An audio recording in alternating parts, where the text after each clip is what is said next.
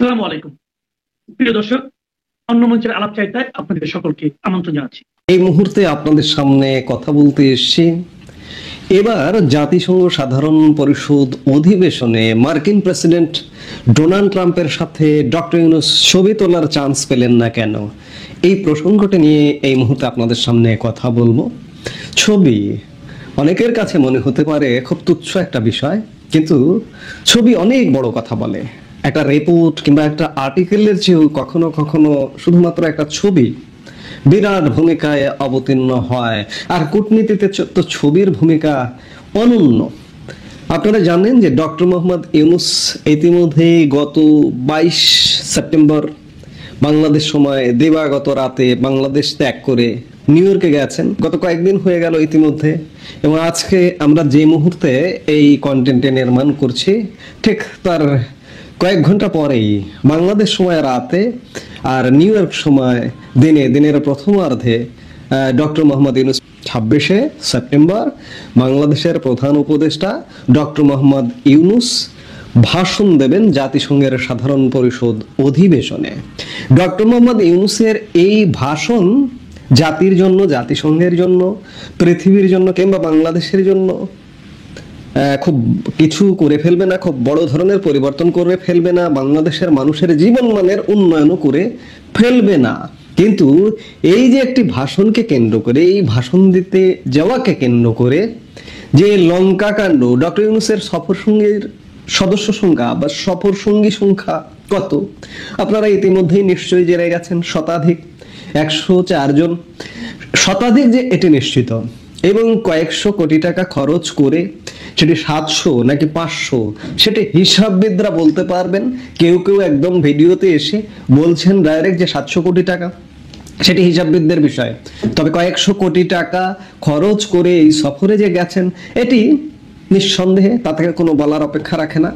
আর এই সফরটি ডক্টর ইউনূসের কাছে গুরুত্বপূর্ণ, কিন্তু সারা বিশ্বের কাছে আজকে জাতিসংঘ একটা গুরুত্বহীন প্রতিষ্ঠানে পরিণত হয়ে গেছে।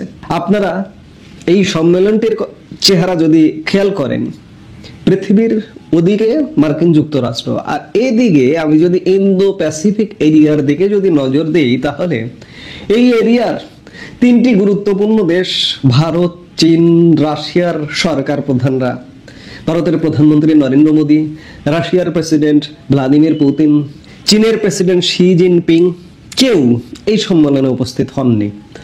আর গত মঙ্গলবার ডোনাল্ড ট্রাম্প জাতিসংঘের ভাষণ দিয়েছেন।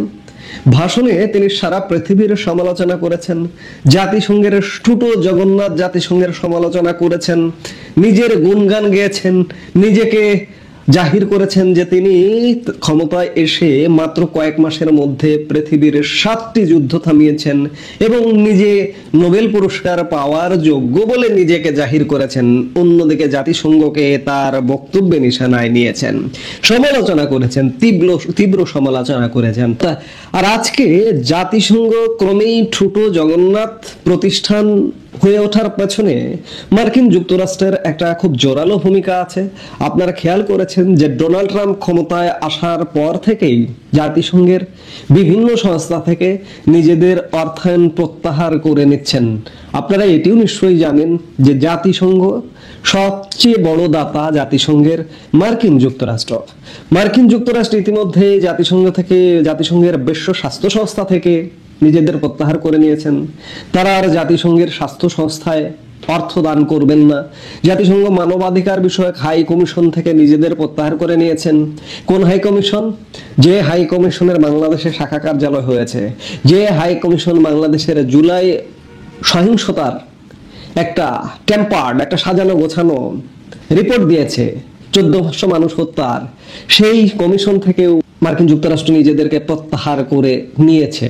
এবং মূল জাতিসংঘেরও সবচেয়ে বড় ফান্ড যোগানদাতা মার্কিন যুক্তরাষ্ট্র, মূল জাতিসংঘের ফান্ড থেকেও নিজেদেরকে কাটছাট করেছে। সেই জায়গায় জাতিসংঘ তাদের সারা পৃথিবীব্যাপী যে কার্যক্রম, সেই কার্যক্রম চালাতে হিমশিম খাচ্ছে রীতিমতো। এবং আগামী দিনে বিশ্ব পরিস্থিতি যা বলছে যে জাতিসংঘ সত্যিকার অর্থে এই মার্কিন খবরদারির জাতিসংঘ জাতিসংঘ কতটা কাজ করবে, ভিন্ন একটা জোট গড়ে উঠবে কিনা, সেই প্রশ্ন কিন্তু জানান দিচ্ছে। যেটি হোক, মার্কিন যুক্তরাষ্ট্রই আজকে জাতিসংঘকে খর্ব করবার প্রধান নায়ক। এবং আপনারা জানেন যে গত মঙ্গলবার জাতিসংঘের সাধারণ পরিষদ অধিবেশনে মার্কিন প্রেসিডেন্ট ডোনাল্ড ট্রাম্প ভাষণ দিয়েছেন। বা মার্কিন যুক্তরাষ্ট্রের রেওয়াজ সাধারণত মার্কিন প্রেসিডেন্ট যেদিন ভাষণ দেন সেদিন তিনি সকালে নিউ ইয়র্কে উপস্থিত হন, হয়ে একটা ভাষণ দেন।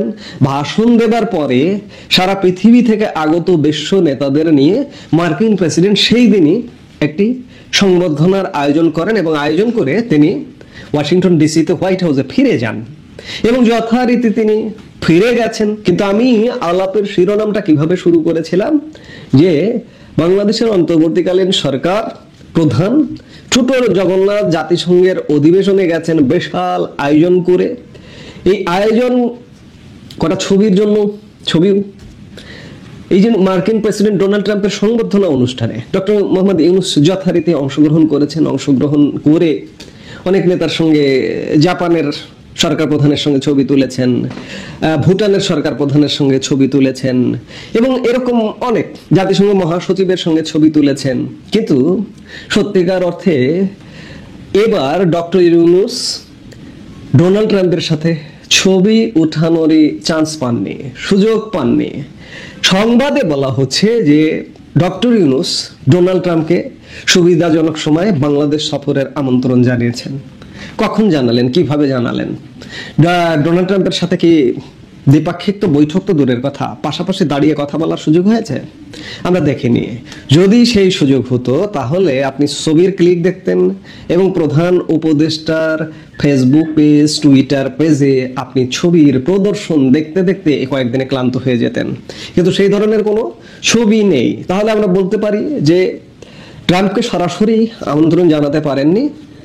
ট্রাম্পের যারা সহযোগী, তারা যারা স্টাফ, তাদেরকে হয়তো বলেছেন। অর্থাৎ এবছর ডক্টর ইউনূস ডোনাল্ড ট্রাম্পের সাথে ছবি উঠাতে পারেননি। আপনাদের একটু গত বছর ফিরিয়ে নিয়ে যেতে চাই। গত বছরও ঠিক এমনি মার্কিন প্রেসিডেন্ট একটি সংবর্ধনার আয়োজন করেছিলেন। গত বছর প্রেসিডেন্ট ছিলেন জো বাইডেন। যথারীতি তিনি নিউ ইয়র্কে সকালে এসেছিলেন, ভাষণ দিয়েছেন, ভাষণ দিয়ে সংবর্ধনার আয়োজন করেছেন এবং সেই সংবর্ধনায়ও আজকের প্রধান উপদেষ্টা ডক্টর মোহাম্মদ ইউনূস গিয়েছিলেন। গত বছর বাংলাদেশের সহজ সরল ভোদায় বাঙালিকে পেয়ে এমন বয়ানও নির্মাণ করা হয়েছিল যে জো বাইডেনের সাথে একটা দ্বিপাক্ষিক বৈঠকও হয়েছে এবং কিছু ছবি প্রদর্শন করা হয়েছিল, যে ছবিগুলো আসলে সেই সংবর্ধনায় অংশগ্রহণ করার সুবাদে বাইডেনের সাথে হয়তো একটু হ্যান্ডশেক করেছেন, বাইডেন দেখে একটু জড়িয়ে ধরেছেন। এই যে ছবিগুলো আপনারা দেখছেন, এই ছবিগুলো হচ্ছে আসলে সংবর্ধনার। কিন্তু এই ছবিগুলো পোস্ট দিয়ে প্রধান উপদেষ্টার প্রেস উইং এর পক্ষ থেকে বলা হয়েছিল যে একটা দ্বিপাক্ষিক বৈঠক হয়েছে নজিরবিহীন ভাবে। নোবেল বিজয়ী, নোবেলম্যান ডক্টর ইউনূসের সাথে নজিরবিহীন ভাবে, পৃথিবীর ইতিহাসে বিরল। সাধারণত জাতিসংঘের সাধারণ পরিষদের অধিবেশনে গিয়ে মার্কিন প্রেসিডেন্ট কারোর সাথে দ্বিপাক্ষিক বৈঠক করেন না। একমাত্র কার সঙ্গে করেছেন? বাংলাদেশের ডক্টর ইউনূসের সঙ্গে। এমন গাল গল্প মেরে গত বছর পত্র পত্রিকা ও সয়লাভ করে দেওয়া হয়েছিল। কিন্তু ছবিগুলো দেখুন, এই ছবির চেহারা কি দ্বিপাক্ষিক বৈঠকের চেহারা? আপনারা যারা কূটনৈতিক খোঁজখবর রাখেন, দ্বিপাক্ষিক বৈঠকের ছবিগুলো কেমন হয়? দুই পক্ষের প্রধান কর্তা থাকেন, তাদের সাথে সহযোগীরা থাকেন, তাদের সেভাবে একটা ছবি ওঠায়। সেরকম একটি গ্রুপ ছবি কিন্তু আমি গত 1 বছর যাবৎ খুঁজছি, পৃথিবীর কোনো গণমাধ্যমে পাইনি, কোথাও পাইনি। তাহলে কি আপনি মনে করবেন যে গত বছর একটা দ্বিপাক্ষিক বৈঠক হয়েছে? আর এই যে গত বছর বাইডেনের সঙ্গে যে ছবিগুলো, দুই দেশের ফ্ল্যাগ পেছনে সামনে, ছবিগুলো কিভাবে উঠানো হয়েছে? এটা সংবর্ধনা অনুষ্ঠানে বাইডেনের সাথে হাত মিলিয়েছেন, জড়িয়ে ধরেছেন, কথা বলেছেন সংবর্ধনা অনুষ্ঠানে। সেখানকার ব্যাকগ্রাউন্ড ছিল অন্য। এই যে দেখুন এই ব্যাকগ্রাউন্ডটা, এখানে যদি পেছনে ফ্ল্যাগ ব্যাকগ্রাউন্ড দিয়ে আজকের এই ফটোশপের যুগে, এআই এর যুগে পেছনে ফ্ল্যাগ দিয়ে যদি এই ছবিটাকে দেওয়া হয়, দিয়ে যদি বলা হয় এটা দ্বিপাক্ষিক বৈঠকের ছবি, এই যে এই ছবিগুলো দেখছেন, এটার ব্যাকগ্রাউন্ডে অন্য কিছু ছিল, এগুলো ব্যাকগ্রাউন্ড পরে বসানো। কাজে গত বছরও দ্বিপাক্ষিক বৈঠক হয়নি। ভোদায় বাংলাদেশ, সহজ শহর বাংলাদেশের মানুষকে ভোদায় পেয়ে যা বোঝানোর তাই বোঝানো হয়েছে। গত বছর দ্বিপাক্ষিক বৈঠক হয়েছে। আচ্ছা, দ্বিপাক্ষিক বৈঠক হলো। মার্কিন যুক্তরাষ্ট্র গত 1 বছরে বাংলাদেশের জন্য কি অবদান রেখেছে? কত কত ডলার, কত বিলিয়ন ডলার বাংলাদেশকে, বা কত মিলিয়ন ডলার বাংলাদেশকে সহযোগিতা করেছে? $1 গত 14 মাসে মার্কিন সহায়তা পেয়েছেন? বরঞ্চ বাদ হয়ে গেছে, ইউএসএআইডি চলে গেছে। মার্কিন যে অর্থ বাংলাদেশে আসতো ইউএসএআইডির মাধ্যমে, উন্নয়ন বিভিন্ন বরাদ্দের আসতো, সেগুলো বন্ধ হয়ে গেছে। এই যে সাক্ষাৎ হলো বাইডেনের সাথে, হয়ে কি হয়েছে? বাংলাদেশের কোনো লাভ হয়েছে? হয়নি। কাজেই গত বছরে দ্বিপাক্ষিক কোনো বৈঠক হয়নি, গত বছর জাস্ট একটা সংবর্ধনা অনুষ্ঠানে জাস্ট দেখা দেখি হয়েছে এই। আর এবার ডক্টর মোহাম্মদ ইউনূস ডোনাল্ড ট্রাম্পের আশপাশেই যেতে পারেননি। আশপাশে গিয়ে যে একটা ছবি তুলবেন, সেই ছবিটা তুলতে পারেননি, আর পারবেনও না। মঙ্গলবার সংবর্ধনা শেষ করে ডোনাল্ড ট্রাম্প ইতোমধ্যেই হোয়াইট হাউসে চলে গেছেন। কাজেই ডোনাল্ড ট্রাম্পের সাথে এবার কোনো ছবি নেই, এবার ছবি প্রদর্শন করা হলো না ডক্টর মোহাম্মদ ইউনূসের। শত শত কোটি টাকা খরচ করে শতাধিক সফরসঙ্গী নিয়ে গিয়ে, এবং এই সফরসঙ্গী দলে বাংলাদেশের 3টি রাজনৈতিক দলের 6 জন প্রতিনিধিও আছেন, কিচ্ছু হলো না। ছবি ওঠানো হলো না। জাতিসংঘের সাধারণ পরিষদের অধিবেশনে, ছোট জগন্নাথ জাতিসংঘ অধিবেশনে গিয়ে কোনো কাজ হলো না। দেখুন না, নরেন্দ্র মোদী যায়নি, পুতিন যাননি, কিংবা শি জিনপিং যাননি। জাতিসংঘ তাহলে কেমন প্রতিষ্ঠান দিন দিন হয়ে যাচ্ছে আপনি বুঝুন। আর সেই প্রতিষ্ঠানে গিয়ে ডোনাল্ড ট্রাম্পের সাথে একটা ছবি ওঠানো হলো না। ডোনাল্ড ট্রাম্প কেন চান্স দিলেন না, এই প্রশ্নটাও তো আমাদের মনে জাগতে পারে। ডোনাল্ড ট্রাম্পের কূটনৈতিক পলিসি, বাংলাদেশের কূটনৈতিক পলিসি কি চেঞ্জ হচ্ছে? বাংলাদেশে বিশেষ উদ্দেশ্য যেগুলো, সেগুলো আর বিস্তারিত না বলে সেই উদ্দেশ্যগুলো থেকে কি সরে যাবে? কিংবা ডক্টর ইউনূস যে মনে করেন মার্কিন যুক্তরাষ্ট্রের তীব্র সমর্থন আছে ডক্টর ইউনূসের প্রতি, সেই সমর্থন কি ঠুনকো হয়ে যাচ্ছে, হালকা হয়ে যাচ্ছে? ডোনাল্ড ট্রাম্প প্রশাসন কি তার পেছন থেকে সমর্থন থেকে সরিয়ে নিচ্ছে অন্যদিকে? কিংবা ডক্টর ইউনূসকে বলতে পারেন যে এই মুহূর্তে একটা অক্সিজেন মাস্ক দেওয়া সরকার, এবং এই অক্সিজেন মাস্কের যোগানদাতা ডক্টর ইউনূস সরকার মনে করছেন মার্কিন যুক্তরাষ্ট্র সেই অক্সিজেন মাস্কটিকে খুলে নিচ্ছেন বা সরিয়ে ফেলছেন। এমন নানান কিছু হতে পারে। কারণটা হচ্ছে যে ডক্টর ইউনূস আসলে ডোনাল্ড ট্রাম্পের একটা দাঁড়িয়ে 2 মিনিটের কথা বলারও সুযোগ পাননি। এই কারণেই ডক্টর ইউনূসের কোনো ছবি নেই, ছবি ওঠানোর চান্স পাননি ডক্টর মোহাম্মদ ইউনূস। অর্থাৎ সবকিছু মিলিয়ে আমরা বলতে পারি যে আজকে ভাষণ দেবেন, আজকে বাংলাদেশ সময় রাতে। এই ভাষণ বাংলাদেশের মানুষের জীবনমানের কোনো পরিবর্তন হবে না, পৃথিবীরও কোনো পরিবর্তন হবে না। রাষ্ট্রের শত শত কোটি টাকা খরচ করে একটি নিষ্ফল সফর করে আসবেন ডক্টর মোহাম্মদ ইউনূস। এই মুহূর্তে এ পর্যন্ত। সবাই ভালো থাকুন, সুস্থ থাকুন। ডক্টর মোহাম্মদ ইউনূসকে নিয়ে যাদের ভীষণ প্রত্যাশা ছিল, এবং প্রত্যাশাটা এমন ভাবে ছিল যাতে বাংলাদেশের আর ভবিষ্যতে কাউকে দরকার হবে না এমন কিছু তিনি উপহার দেবেন, তারা এখন কি ভাবছেন সাম্প্রতিক একটি বিষয় নিয়ে আপনাদের সঙ্গে মত বিনিময় করতে চাচ্ছি। আশা করি যে যেখানে আছেন ভালো থাকবেন। শেখ হাসিনা সহ পূর্ববর্তী সরকার প্রধানদের বিদেশ সফর নিয়ে এক পক্ষ অন্য পক্ষের বিরুদ্ধে ব্যাপক সমালোচনা করতেন, এত বড় বহর নিয়ে যাচ্ছে ইত্যাদি ইত্যাদি। ডক্টর ইউনূস একটা বিদেশ সফরে তার সফর সঙ্গী মাত্র 7 জন। বাংলাদেশের প্রিন্টিং এবং ইলেকট্রনিক মিডিয়া সহ অনলাইন মিডিয়ায়, টেলিভিশনের টক শোতে একেবারে ফাটাফাটি অবস্থা। বলে দেখুন কোন মহান ব্যক্তি আসছে, বিশ্বমাটের খেলোয়াড়। এই মহান ব্যক্তি না আসলে আমরা দেখাতে পারতাম এই দৃষ্টান্ত যে মাত্র 7 জন নিয়ে তিনি বিদেশ সফরে যান। এভাবে প্রশংসায় পঞ্চমুখ হয়ে যারা কথা বলেছিলেন তারা ডক্টর মোহাম্মদ ইউনূসের সাম্প্রতিক নিউ ইয়র্ক সফরকে কিভাবে দেখছেন জানেন? সফর সঙ্গী কতজন? তার 2 কন্যা, তার ভাতিজা, তার বন্ধু বান্ধবী সব সহ 104 জন। 104 জন সফর সঙ্গী। এর ভিতরে তার প্রেস উইং থেকে 11 জন। প্রেস উইং এর 11 জনের কাজটা কি? সাংবাদিকদের প্রশ্নের জবাব দিতে গেছেন প্রেস সেক্রেটারি, তাকে ঠেলে নিয়ে যাচ্ছে, কোনো জবাব দেওয়া যাবে না, ঠেলে নিয়ে যাচ্ছে তার অধস্তন কর্মচারী যিনি। এটাই হচ্ছে ইউনূস। বাংলাদেশের একটা বেসরকারি বিশ্ববিদ্যালয়ের একজন অধ্যাপক, তিনি বিএনপি ঘরানার মানুষ। তাকে আমি জানতে চেয়েছিলাম যে ইউনূস সাহেবের এই ঘটনাটাকে আপনি কিভাবে দেখেন। তিনি বলেন যে এটা নিয়ে আমার আলাদা কোনো মন্তব্য নাই। আমি তো পূর্বেই বলেছি সে একটা বিশ্ব বাটপার, এই বিশ্ব পাটপাড়কে নিয়ে আমার নতুন কোনো মন্তব্য নাই। তিনি আমাকে বললেন যে আপনি টেলিভিশনে বিভিন্ন টক শো অনুষ্ঠানে আমি যেগুলো থাকি সেখানে দেখেন, আমাকে তার প্রসঙ্গ জিজ্ঞেস করার আগেই বলি যে আমার মেজাজ খারাপ হয়ে যাচ্ছে, বাটপাড় নিয়ে আমাকে প্রশ্ন করবেন না। তা আমি বললাম দেশের অনেকেই তো তাকে বিশ্ব মাঠের খেলোয়াড় হিসেবে দেখেছে, আপনি কিভাবে দেখেন?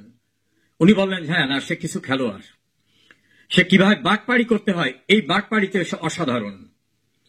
যেমন জাতিসংঘের অধিবেশনে কোনো কাজ না থাকা সত্ত্বেও বাংলাদেশের বড় দুইটি রাজনৈতিক দলের এবং তার তৈরি একটি দলের শীর্ষ পর্যায়ে নেতাদের নিয়ে গেছেন, যদিও তার উদ্দেশ্য নিয়ে নানাভাবে তথ্য আছে যে আদৌ সেখানে জাতিসংঘের অধিবেশন না, টার্গেটটা হচ্ছে বিএনপি, জামাত, এনসিপি বিরোধে যাতে লিপ্ত না হয়, ইউনূস তাদেরকে নিয়ে কিভাবে সমঝোতা করবেন সেটাই টার্গেট। এখন বিএনপি নেতাকর্মীরা মনে করছে ইউনূস আমাদের গুরুত্ব দিয়েছে, আমাদের মহাসচিবকে নিয়ে গেছে। বিমানবন্দরে যাওয়ার পর প্রকাশিত হলো তাদের সঙ্গে বাটপাড়ি করা হয়েছে। তাদের যদি জাতিসংঘের অধিবেশনের উদ্দেশ্য নেয় তাহলে জাতিসংঘের কাছ থেকে তাদের গেস্ট হিসাবে অ্যাপ্রুভাল দরকার, এবং তাদের ভিসাটা হবে ওই ক্যাটাগরির ভিসা যে জাতিসংঘে অংশগ্রহণ করার জন্য যে ডেলিগেশন, সেই ডেলিগেশনের জন্য যে ভিসা। আপনারা অনেকেই জানেন ভিজিট ভিসা এক ধরনের, বেসরকারি কোন সংস্থার আমন্ত্রণে আসা এক ধরনের, রাষ্ট্রীয় অথবা আন্তর্জাতিক সংস্থার আমন্ত্রণে আসার ভিসা একরকম। ভিসায় উল্লেখ থাকে ABC বা A1, B2 এরকম ভাবে উল্লেখ থাকে। এখানেও তিনি বাটপাড়ি করছেন, যাদেরকে নিয়ে গেছেন তাদেরকে ভিজিট ভিসার উপর ভর করে নিয়ে গেছেন। সে কারণে বিমানবন্দরে তিনি ঠিকই তার সঙ্গী যারা অফিসিয়ালি যারা জাতিসংঘের প্রোগ্রামে অ্যাসাইন হয়ে গেছেন তাদের নিয়ে চলে গেলেন, মির্জা ফখরুল ইসলাম আলমগীর সহ অন্যদেরকে ফেলে রেখে চলে গেলেন। এই যে ভিসা কেলেঙ্কারির ঘটনা, এটা একটা বাটপাড়ি। তাদেরকে বলা হয়েছে জাতিসংঘের অধিবেশনে নিয়ে যাচ্ছি, আদৌ তো তারা জাতিসংঘের অধিবেশনের জন্য অ্যাসাইন্ড ভিসাই না। কিভাবে বাটপাড়ি করছে? জাতিকে বোঝাবার চেষ্টা করছে যে আমি জাতিসংঘে যাচ্ছি, বড় বড় রাজনৈতিক দলের প্রতিনিধিদের নিয়ে যাচ্ছি। আসল কথা হলো ওখানে বসে একটা কনস্পিরেসি করবে, সেই জন্য যাচ্ছে, সেটা আর একটা বাটপাড়ি। তৃতীয় বাটপাড়ি বলছে বিদেশে রাষ্ট্রের টাকা ব্যয় করে অধিক লোক যাওয়া ঠিক না। 7 জনের ঘটনা নিয়ে প্রেস ব্রিফিং এ ফাটিয়ে দিয়েছিলেন তার যে গোয়েবলস আছে শফিক। গতবার ওই 7 জনের ভিতরে তার ভাতিজা ছিল, তার মেয়ে ছিল, আর এবারে 104 জনের ভিতরে তার 2 মেয়ে, তার ভাতিজা, তার বান্ধবী সহ আশেপাশে যা আছে সব নিয়ে গেছে। কার টাকায়? আপনার আমার রাষ্ট্রের ট্যাক্সের টাকায়। যারা বলছিলেন ইউনূস আসার পরে আর কোনো চিন্তা থাকবে না, পৃথিবীর সমস্ত সাহায্য সংস্থা হুমড়ি খেয়ে পড়বে বাংলাদেশকে সাহায্য করার জন্য, দুধের নহর বইয়ে দেবে, দেশটাকে একেবারে প্যারাডাইসে পরিণত করে দেবে, হেভেনে পরিণত করে দেবে। তারা কি জানেন ওনার এই 12টি সফরে কোন দেশ থেকে 1 বস্তা চাল পরিমাণ আসে নাই, 1 বস্তা গমও আসে নাই? জানেন কিনা? বরং রাষ্ট্রের সঞ্চিত টাকায় উনি 3য় শ্রেণীর পুরস্কার নিতে ইংল্যান্ডে টিম সহ এসে দামি হোটেলে থেকে রাষ্ট্রীয় টাকা ব্যয় করে গেলেন, যেটা আদৌ কোন রাষ্ট্রীয় সফর ছিল না। একইভাবে 104 জনকে নিয়ে যাচ্ছেন। এই 104 জনের জাতিসংঘে কাজটা কি? তারা ওখানে ঘাস ছিঁড়বে? প্রেস উইং এর 11 জনের কাজটা কি? সোশ্যাল মিডিয়ায় দেখলাম অনেক গুরুত্বপূর্ণ মিটিং ওনাকে আদৌ ডাকা হয়নি, অনেক গুরুত্বপূর্ণ রাষ্ট্রপতিদের সঙ্গে ওনার কোন ছবি দেখলাম না। যারা ডক্টর ইউনূসকে নিয়ে উচ্ছ্বসিত ছিলেন, শেখ হাসিনার সমালোচনা করতেন, তারা মুখ খুলে 2 কথা বলবেন এই বাটপাড় সম্পর্কে? আমি বাটপাড় বলি না, গণমাধ্যমে তাকে বাটপাড় বলে, গণমাধ্যমে আসা আলোচকরাই তাকে বাটপাড় বলে। এই বাটপাড় যতদিন আছে ততদিন রাষ্ট্রের ক্ষতি করা ছাড়া কোনো উপকার হবে না। যারা ইউনূস সাধনায় মগ্ন হয়েছিলেন, যারা ইউনূসের ভিতরে মহান কিছু খুঁজে পেয়েছিলেন, এই ইউনূস যে কি এটা আরো বুঝবেন, আরো কয়েকদিন গেলে বুঝবেন। সুদখোর, সুদের কিস্তি আদায় করা, দেশের টাকা বিদেশে নিয়ে যাওয়া, নিজের দুর্নীতির মামলা প্রত্যাহার করে নেওয়া, নিজের ট্যাক্স মওকুফ করা, নিজের আদম ব্যবসার লাইসেন্স নেওয়া, নিজের বিশ্ববিদ্যালয় নেওয়া, ডিজিটাল ওয়ালেট নেওয়া সহ যতটা একজন সেলফি স্বার্থান্বেষীর পক্ষে করা সম্ভব সবটাই এই লোকটি করেছেন। আপনাদের ঘুম ভেঙেছে? যাদের ঘুম ভাঙেনি তারা আরো বুঝতে পারবেন অন্ধকারে দেশটাকে কোথায় কোথায় সে বিক্রি করলেন কিনা। সে হিসাবটাও বেরিয়ে যাবে, সেদিন খুব দূরে না। নিজের বিবেকের কাছে প্রশ্ন করুন, যারা এই জাতীয় একটা লোককে স্বাগত জানিয়েছিলেন, তার উদ্দেশ্যে মহান মহান বাণী দিয়েছিলেন, এই বিশ্ব বাটপার দেশটাকে কিভাবে ধ্বংস করছে, মুক্তিযুদ্ধের বাংলাদেশটাকে কিভাবে সাম্প্রদায়িক রাষ্ট্রের দিকে নিয়ে যাচ্ছে, কিভাবে দেশের আইন শৃঙ্খলা ধ্বংস করে বাঙালির মুক্তিযুদ্ধের চেতনাকে ধ্বংস করছে, দেশটাকে মপতন্ত্রে পরিচালিত করছে, আইন শৃঙ্খলা পরিস্থিতি, বিচার ব্যবস্থা, প্রশাসন সব কিভাবে ধ্বংস করে দিয়েছে, তার স্বরূপ ইতোমধ্যে উন্মোচিত হয়েছে, বাকিটাও উন্মোচিত হবে। অপেক্ষায় থাকুন। এ যে কত কর্দমাক্ত সে চিত্র বুঝতে এখনো যাদের বাকি আছে তাদের ঘুম আর কখনো ভাঙবে না। যে যেখানে আছেন ভালো থাকেন, সুখে থাকেন, নিরাপদে থাকেন।